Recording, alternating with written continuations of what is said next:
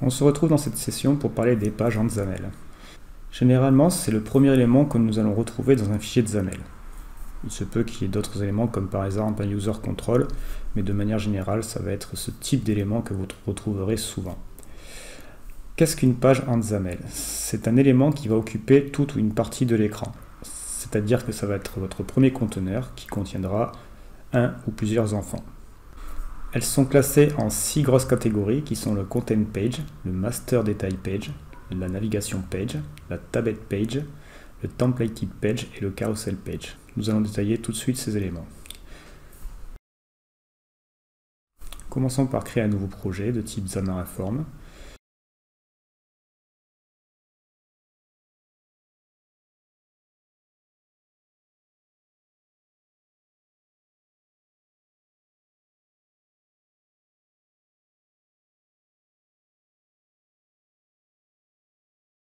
Voilà, j'ai créé un projet de type Content Page, j'ouvre mon Main Page, et le premier élément de ma Main Page est un Content Page. Nous avons vu pas mal de fois durant les sessions précédentes cet élément, mais je vais quand même le redétailler ici. Donc je vais modifier le label en mettant mon titre, je le paramètre de façon à ce qu'il soit un peu plus visible, et j'exécute le projet.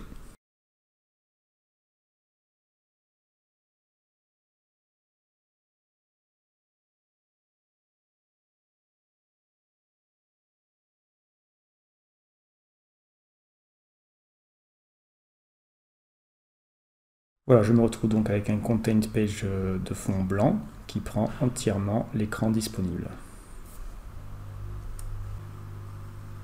Je vais maintenant rajouter un label et je vais définir son attribut texte de sorte à ce qu'il soit assez grand. Voilà.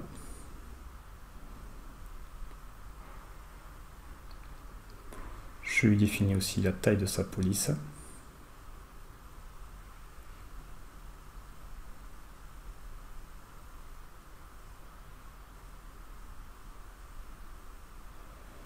Sous ce label, rajoutons un bouton.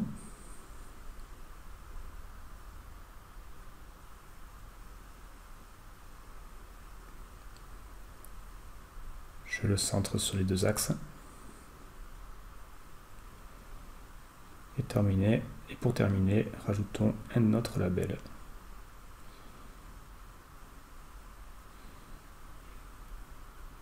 Que je vais décaler sur la droite.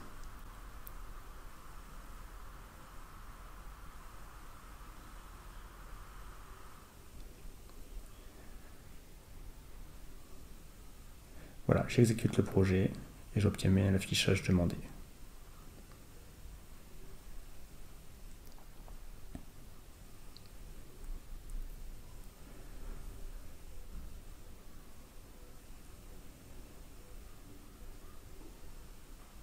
Faisons cela aussi sur notre simulateur iPhone.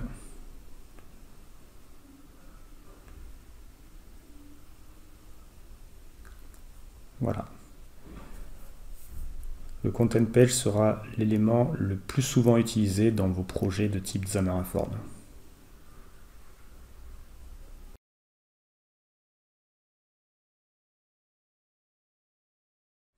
Alors maintenant créons un nouveau projet. Et je l'appelle Navigation Page XAML. Je sélectionne le template vide et je n'oublie pas de cocher la plateforme UWP.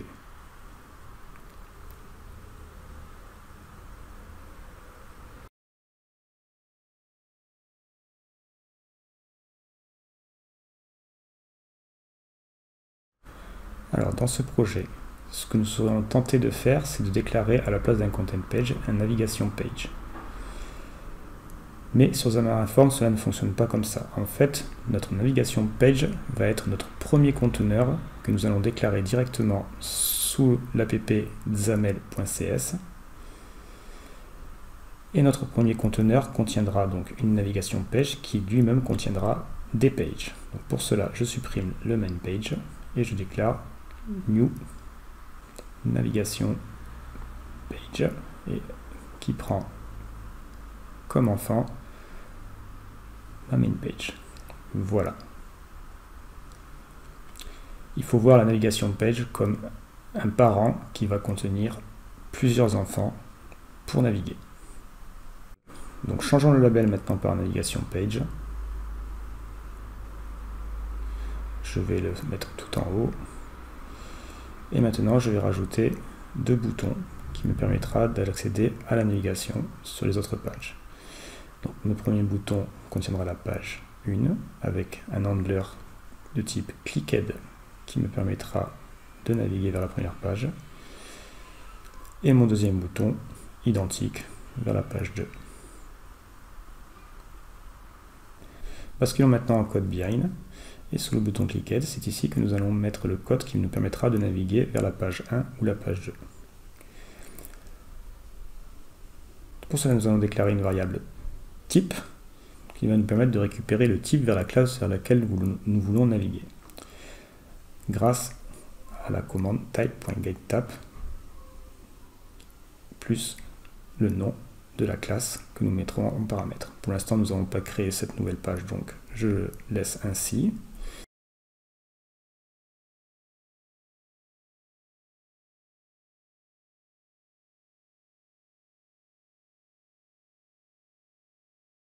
Et enfin, nous allons donc créer une instance de cette page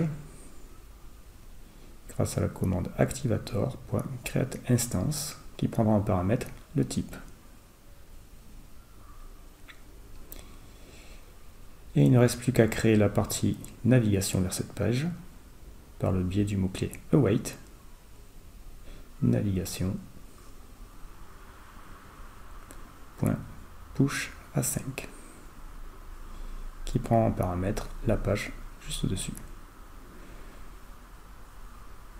Voilà, je rajoute les assemblées et je passe mon handler en asynchrone. Ne vous inquiétez pas, tout cela nous le verrons en détail dans les sessions futures. Pour l'instant, nous restons concentrés que sur la partie XAML. Il ne reste plus maintenant qu'à ajouter un nouveau contrôle de type page. Je vais la laisser sous le nom de page 1. Voilà. Et là, je vais donc juste changer le titre du label. Et on profite de récupérer le nom de la classe. Navigation pageXAML.page1. Je copie cet élément et c'est lui que je vais rajouter dans mon code behind à la place du paramètre de tout à l'heure. Voilà. Bon, mais nous allons tester ça sous Universal Windows Apps.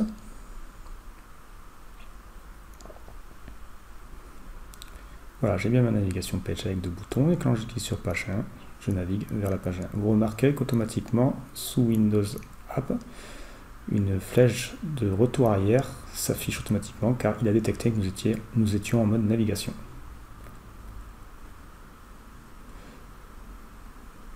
Testons cela aussi sous Android.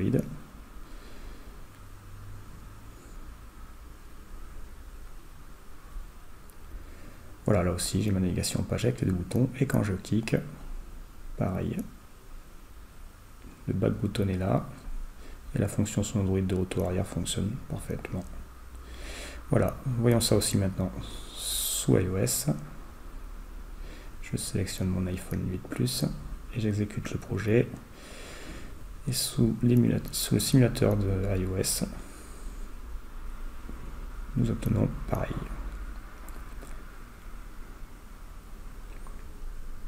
Voilà, sous iOS, nous avons en plus une petite animation qui se décale de la gauche vers la droite ou de la droite vers la gauche suivant le sens dans lequel nous cliquons. Voilà, parfait.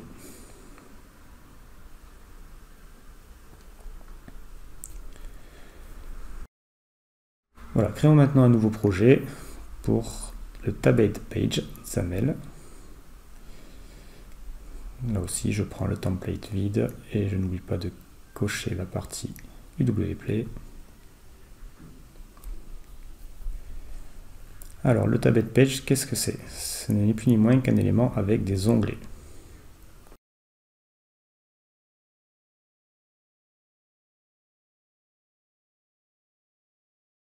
Pour cela, nous allons créer un nouveau contrôle Xamarin Form de type Tabate Page, ou page en anglais en français. je vais le nommer myTabletPage et je l'ajoute.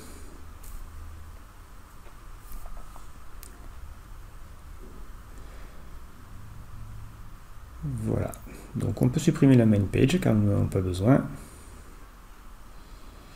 Sous la partie lancement du projet app.xaml.cs, nous ne naviguons plus vers un new main page, mais vers notre new myTabletPage.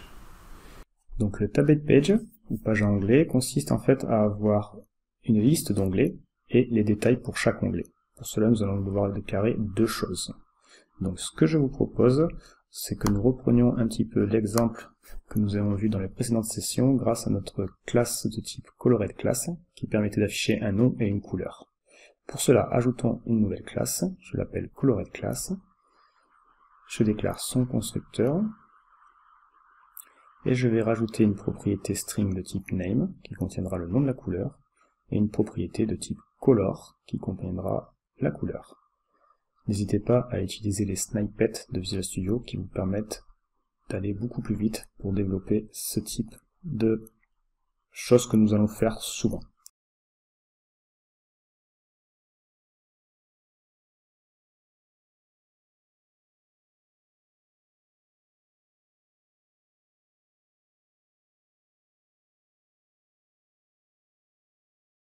Voilà, je n'oublie pas de rajouter le namespace Xamarin.Form pour la propriété color.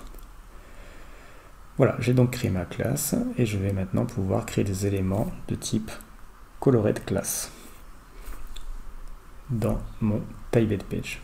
Pour cela donc, je crée donc le TabletPage.itemSource qui va être la source de mes onglets.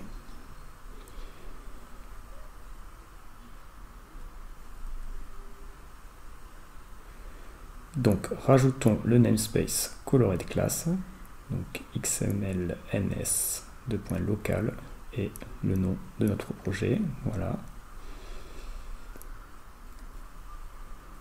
Et comme pour la précédente session, nous allons maintenant rajouter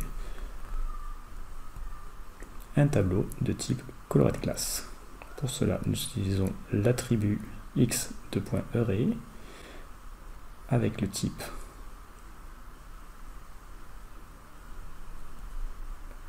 x2.type local .coloredClass.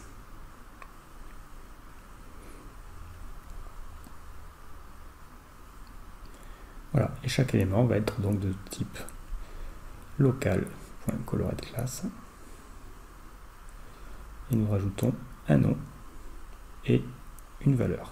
Donc le name, nous allons mettre par exemple le jaune avec le color value à yellow et je duplique ces éléments et je crée d'autres couleurs, par exemple rouge avec la valeur red bien sûr et violet, voilà. Donc là j'ai défini trois onglets. Maintenant, il ne reste plus qu'à faire la partie détail de chaque onglet. Pour cela, c'est comme si nous créions en fait un content page, sauf que nous allons créer le content page dans la partie tablet page.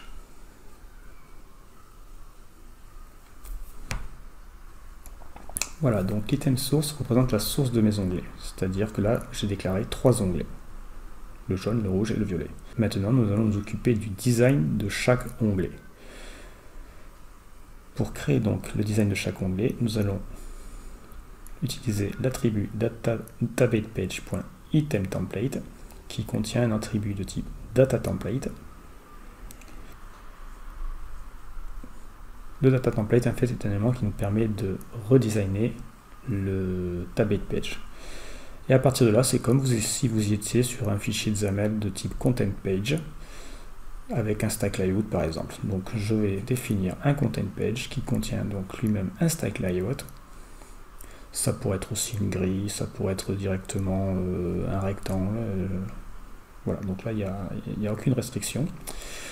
Et donc dans ce stack layout, je vais y mettre donc un label qui me permettra d'afficher directement le titre de la couleur et une box view qui me permettra d'afficher la couleur. Donc pour cela, j'écris label avec les attributs de centrage, horizontal option et vertical option pour l'afficher plus proprement.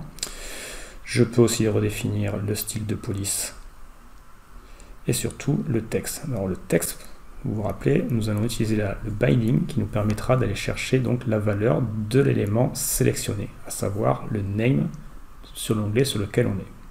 Pour cela, donc, j'utilise le mot-clé binding et je vais aller chercher donc le name.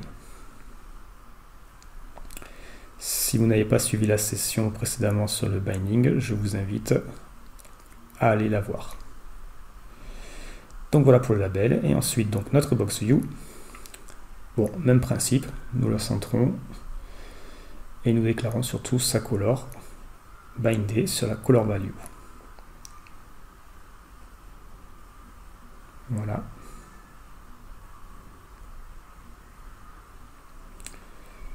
Je lui rajoute aussi une taille statique de 150-150 pour pas qu'elle ne prenne tout l'espace.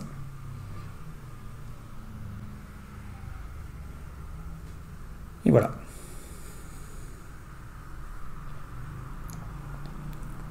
Bon, ben exécutons ça sous Universal Windows Apps et vérifions que cela fonctionne. Voilà, je me retrouve bien sur mon premier onglet avec la couleur jaune et son nom. Par contre, il y a bien les onglets, sauf que je ne les vois pas. Vous voyez, si je clique sur la partie où ils devraient se trouver, ça fonctionne. Donc je vais juste rajouter un titre pour qu'on puisse quand même les voir visuellement. Donc pour cela, je retourne sur ma partie Content Page et je rajoute la propriété Title que je vais binder sur le nom aussi pour avoir le titre du nom dans l'onglet. Même principe que sur le label, donc Binding Name. Voilà, et je réexécute.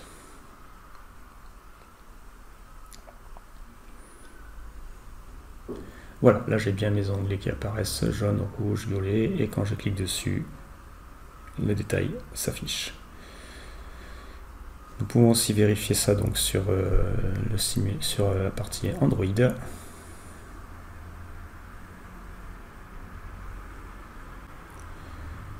Voilà, même principe. Avec une petite animation aussi. Et sur la partie iOS.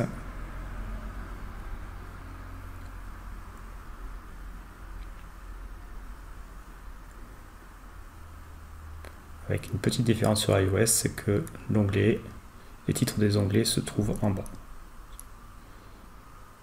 Voilà, donc nous avons bien le jaune, le rouge et le violet aussi, et quand on clique, cela fonctionne. Voilà pour le contrôle de type Tabbed Page.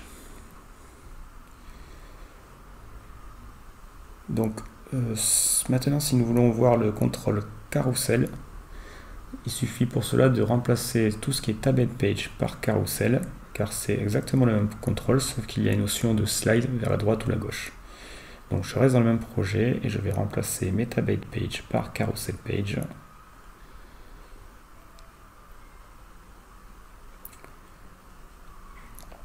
Et la partie Item Template aussi. Et je n'oublie pas dans le code behind du My Tabbed Page de remplacer le type de classe. Voilà, ce n'est plus un Tabbed Page mais un Carousel Page. Voilà, et sans rien faire de plus, je peux exécuter le projet.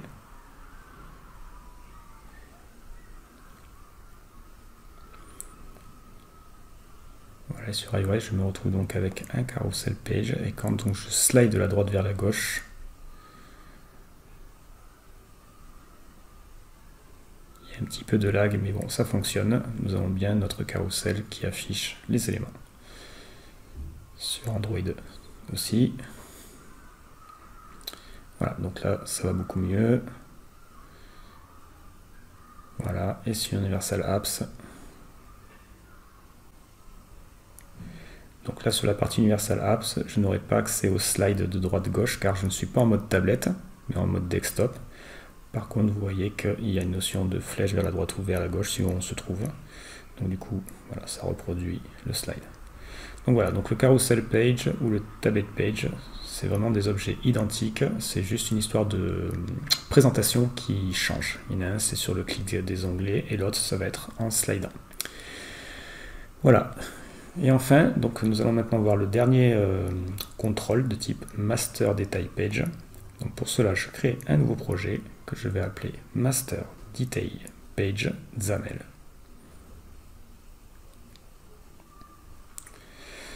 Je n'oublie pas de rajouter toujours la plateforme UWP et je sélectionne toujours les templates vides. Donc voilà, la première chose que nous allons faire là, ça va être de créer un nouvel élément de type Master Detail. Voilà, page maître détail en français, je l'appelle ma Master Detail Page, sans le 1, et je clique sur Ajouter. Donc vous avez vu que le template de Xamarin.Forms vous affiche beaucoup de choses. Donc nous allons un petit peu faire le ménage dans tout ça, car nous n'avons pas besoin de tout ça, et nous allons vraiment le créer du début jusqu'à la fin ensemble. Pour cela, nous supprimons le main page, le My Master Detail Page Detail et le My Master Detail Page Master, ensuite le Page Master Menu Item. Voilà. En gros, il vous reste que le My Master Detail Page.xaml. Toujours pareil, dans la partie app XAML, nous allons maintenant naviguer vers cet élément créé et je vais tout supprimer et partir de zéro. Voilà, donc qu'est-ce qu'un Master Detail Page? Ce n'est ni plus ni moins qu'une page maître qui va afficher les détails.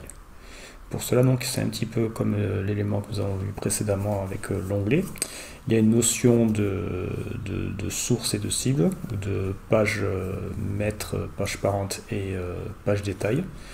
Donc, je vous mets en commentaire les deux parties. Et comme précédemment, nous allons reprendre notre classe de type MyColoredClass. Donc, je la recrée rapidement. Vous avez maintenant l'habitude. C'est une classe publique. Je n'oublie pas le constructeur, les deux propriétés. Et voilà.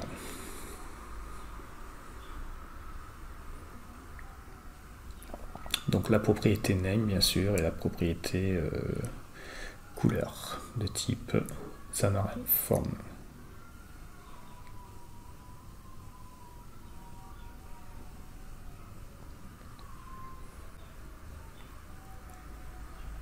Oui, d'ailleurs, du français et de l'anglais, je vais l'appeler MyColor pour rester quand même sur le même registre. Voilà.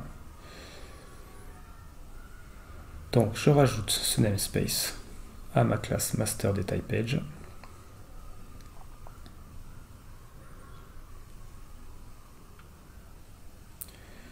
Et nous allons déclarer donc la page master.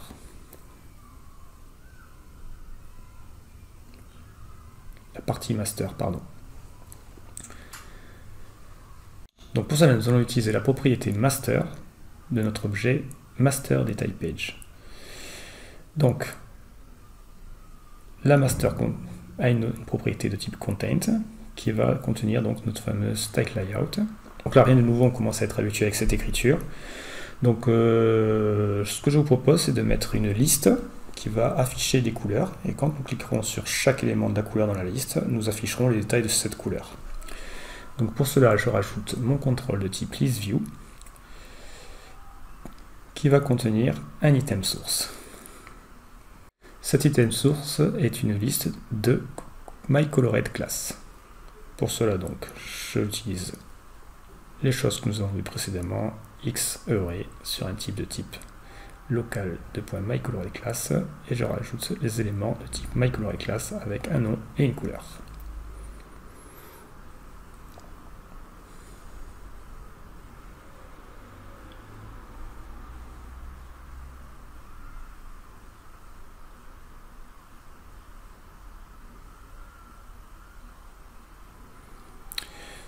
Je duplique et je change par du gris, du vert.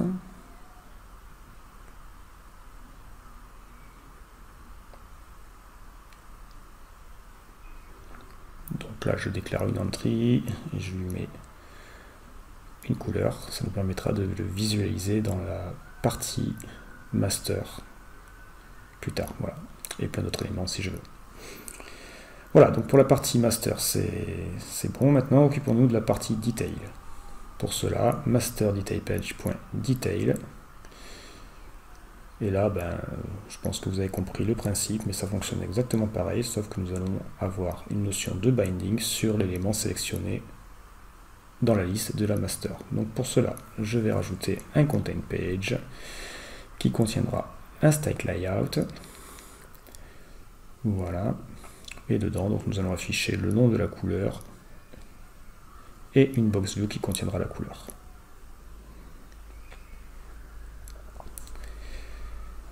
Donc je rajoute mon label qui va binder sur le nom de la couleur.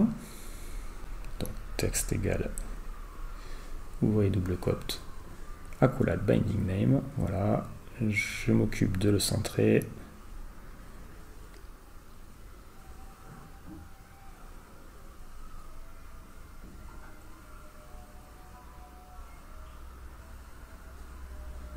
Et j'agrandis un petit peu la police.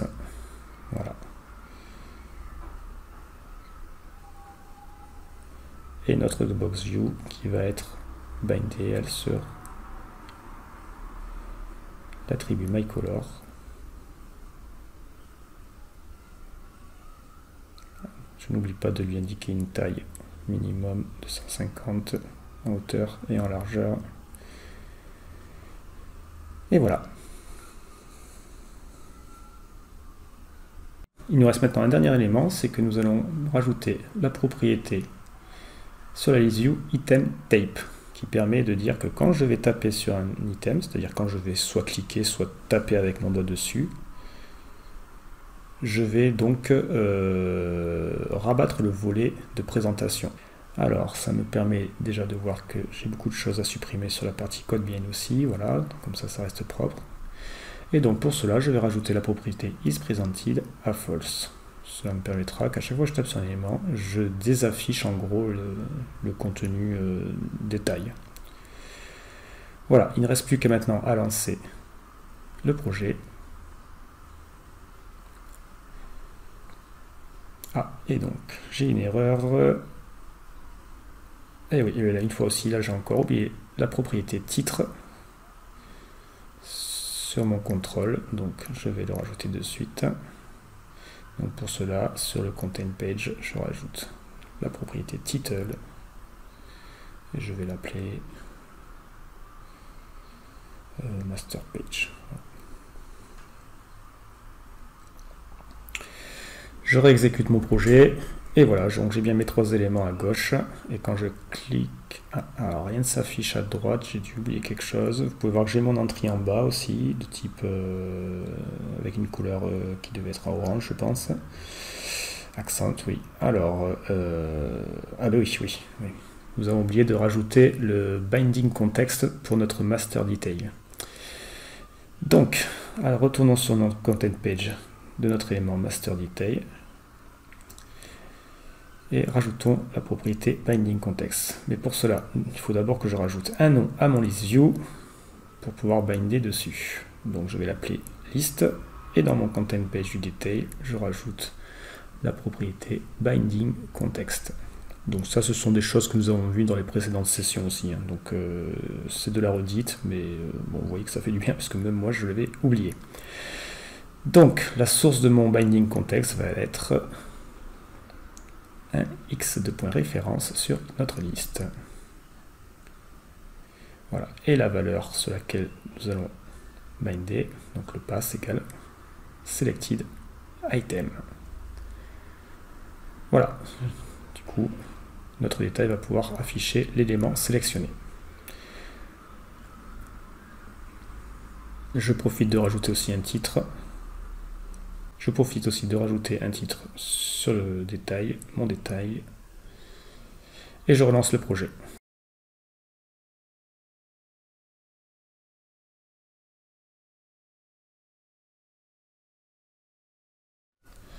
Voilà, donc par défaut il est vide, quand je clique, voilà, j'obtiens un rouge, gris, bon là ça fonctionne, super.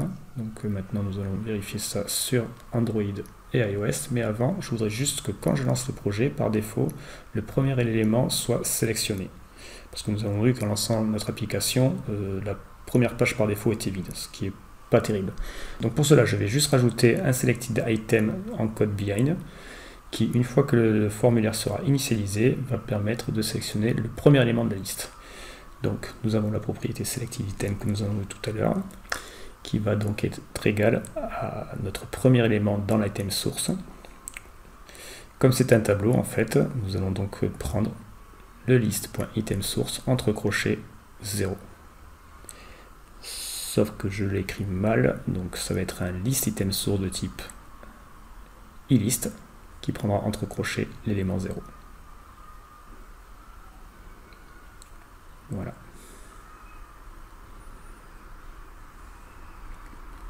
Et je rajoute le namespace concernant le ilist, qui est un système collection générique. Système collection, pardon. Voilà, donc je rajoute, j'exécute mon projet sur iPhone et par défaut je vais obtenir donc un premier élément sélectionné, voilà, qui est le rouge, avec ma liste. Alors sur les portables, les listes sont matérialisées sur la gauche, il suffit de se rendre avec le pointeur ou de faire un slide sur la gauche pour accéder à la liste. Et en cliquant dessus, nous faisons bien apparaître les éléments pour chaque liste.